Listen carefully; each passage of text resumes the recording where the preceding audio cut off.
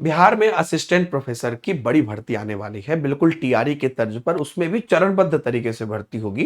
PG के अभ्यर्थियों को मौका मिलेगा, लेकिन इसमें एक क्वेश्चन जो सबके दिमाग में है कि सर अभी जो भर्ती आएगी इसमें एक्चुअल में किस किस सब्जेक्ट में भर्ती आ सकती है, क्योंकि पात्रता होगी पहले और भर्ती आएगी।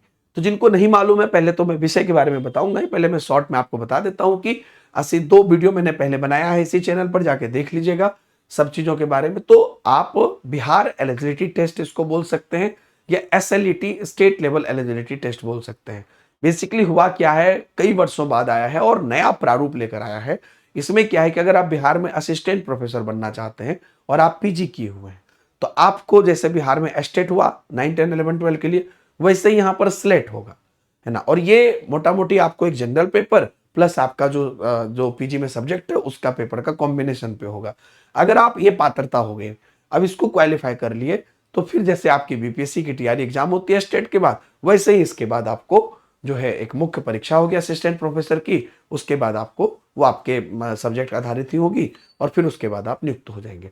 इनफैक्ट अगर आप, एक और चीज है कि अगर आप वहां पर थोड़ा सा कट ऑफ से पीछे भी रह जाते हैं तो भी मौका है। सभी बात समझिएगा, पहले विषय पर बात कर लेते हैं, ठीक है। तो यहां पर अगर आप देख लीजिए 2018 में जो है पिछली रिक्ति थी, उसके बाद अभी आपको जो है आगे जो प्रोसेस है वो किस प्रकार से क्या क्या चीजें आपको चल सकता है वो देखिए। तो जिस प्रकार से कि नेट जीआरएफ और पीएचडी इत्यादि करके आपको एक लंबी प्रक्रिया का पालन करना पड़ता था, अब एक सिंपल हो गया कि ये वाला एक आपको पात्रता परीक्षा कर लीजिए और उसके बाद आप असिस्टेंट प्रोफेसर के लिए योग्य हो जाएंगे। विषय की मैं बात करूं, ज्यादा भर्ती किसमें है, सबसे पहली बात तो एक तो आपका हिस्ट्री हो गया, ठीक है, ज्योग्राफी हो गया, पॉलिटी हो गया, इकोनॉमिक्स, होम साइंस और भी कुछ आर्ट सब्जेक्ट हैं जिनमें वैकेंसी आएंगी, लेकिन इनमें ज्यादा वैकेंसी रहेगी। और भी जो अलग अलग आर्ट सब्जेक्ट है उसमें भी वैकेंसी की संभावना, एक्चुअली में बोला गया है कि लगभग 30 विषय में वैकेंसी आएगी और वो क्लियर नहीं किया गया है, लेकिन अलग अलग सोर्सेज से ये जानकारी मैं आपको निकाल कर बता रहा हूं इकट्ठा करके, ताकि आपको क्लैरिटी मिल जाए। तो इस समय तो कंफर्म है कि बढ़िया वैकेंसी आएगी।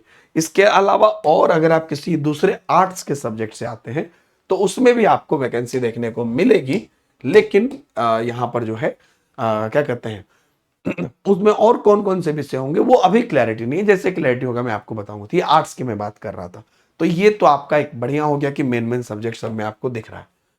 आते हैं अब यहां पर हम लोग विज्ञान और गणित में। मैथ और साइंस में, मैथ में तो आपका वैकेंसी होगा ही, बाकी इधर आपका physics, chemistry, botany, biology, zoology, इन सब में आपको वैकेंसी होगी और इसमें भी आपको बड़े स्तर पर वैकेंसी होगी। इस बात को भी आप ध्यान रखिए, एकदम बड़े स्तर पर इसमें भी आपको वैकेंसी होगी। इसके साथ साथ आप अगर आगे चलते हैं, कंप्यूटर साइंस में भी 100% वैकेंसी आ रही है, कंप्यूटर साइंस के लिए भी आ रही है, जर्नलिज्म में आएगी, और मैथिली और भोजपुरी जो कुछ आंचलिक विषय हैं इनमें भी आपको 3-4 आंचलिक विषय में आपको, चाहे वो मगही या अंगिका या और भी कुछ ऐड हो जाए, इसमें आपको वैकेंसी आएगी, ठीक है। लाइब्रेरियन की बात अगर करते हैं तो लाइब्रेरियन के लिए अभी चल रही है डिस्कशन। लाइब्रेरियन पे अभी क्लैरिटी नहीं है कि लाइब्रेरियन क्या आएगी कि नहीं आएगी, लेकिन लाइब्रेरियन पर चर्चा जारी है, प्रयास जारी है। ये हो गया क्लियर। अब देखिए मैं आपको एक बात बताता हूं। पहली बात तो इसमें पूरे भारत के उम्मीदवार बैठ सकते हैं, ये बिहार के लिए सीमित नहीं है। असिस्टेंट प्रोफेसर की नौकरी है, बढ़िया सैलरी, बढ़िया सब कुछ, और पीजी डिग्री धारक जो है ये इसमें बैठ सकते हैं। तो मास्टर डिग्री अगर आप पूरा कर चुके हैं तो आप इसमें बैठ सकते हैं। अब आप पूछ सकते हैं कि अपियरिंग, तो अपियरिंग में जो लास्ट सेमेस्टर में, ध्यान से सुनिएगा, उनके लिए अभी जो है प्रयास चल रहा है कि उनको मौका दिया जाए, जिनका अभी कंप्लीट नहीं हुआ है, लास्ट सेमेस्टर चल रहा है, लेकिन उस पर अभी कोई फाइनल ये नहीं है, बस प्रयास चल रहा है। लेकिन अगर आपका पीजी हो गया है तो आप क्लियर है। आपका किस विषय में पीजी है कमेंट में आप जरूर बताइएगा। अगर आप अपियरिंग है तो वो भी बताइएगा। जब बहुत लोग एक भ्रम फैला रहे हैं कि पूरा पूरी में आपको जो आपको क्या कहते हैं बीए बीएससी में जो विषय था वही विषय एमए एमएससी में होना चाहिए, है ना, मतलब पीजी में होना चाहिए वही विषय जो ग्रेजुएशन में। एक्चुअल में ये ऐसा नहीं है। बस दो विषय में, एक तो आपको हिंदी और क्या कहते हैं एक राजनीति शास्त्र है, इनमें और मतलब इन दोनों में खास करके ये बात चल रही है कि इनमें जो है क्या कहते हैं, जो ग्रेजुएशन में होना चाहिए वही पीजी में भी विषय होना चाहिए। बाकी पे इस तरह की कोई चर्चा नहीं है। दूसरी बात मैं आपको बताऊं कि अधिकतम वर्ष पहले 55 साल थी, उसको घटाने पर विवाद हुआ। 6 साल की छूट का ड्राफ्ट तैयार हो रहा है, क्योंकि 6 साल से वैकेंसी नहीं हुई, तो उसका छूट का भी ड्राफ्ट। तो आयु का मुझे नहीं लगता है कोई इशू होगा। न्यूनतम में भी अगर आप देखिएगा, यूपी, राजस्थान, झारखंड, गुजरात इत्यादि की न्यूनतम सीमा जैसा है वैसा ही यहाँ पे भी रहेगा, तो 23 साल मोटा मोटी है।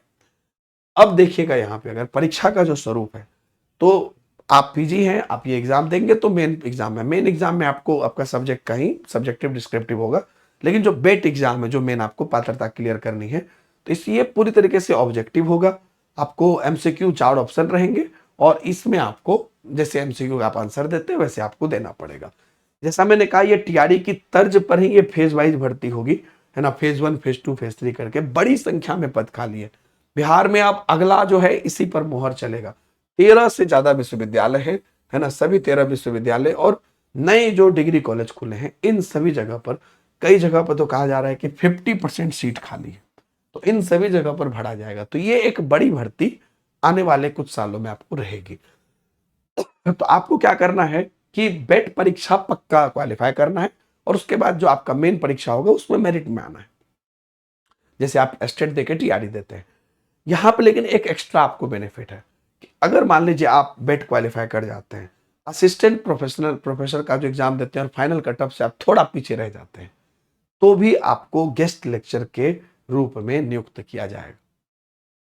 तो वो चीज भी यहां पर आपको एक बेनिफिट मिलेगा, है ना। और आप लोग क्या करिए, अभी से अपनी सब्जेक्ट की में जो भी सब्जेक्ट आपका है उसके ऑब्जेक्टिव क्वेश्चन बनाने तैयारी कर दीजिए, शुरू कर दीजिए।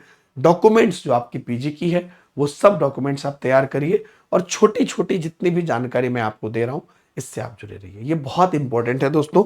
और मेरा टेलीग्राम ग्रुप नीचे है, अगर आप अभी तक वीडियो देख रहे हैं तो आप निश्चित रूप से एक सीरियस स्टूडेंट हैं। टेलीग्राम ग्रुप नीचे है, उसमें जुड़ जाइएगा। जो भी इंपॉर्टेंट पीडीएफ या जानकारी है वो मैं आपको इसमें दूंगा, और व्हाट्सएप पे उस पर भी जुड़ जाइए। Thank you very much, bye bye, जय हिंद।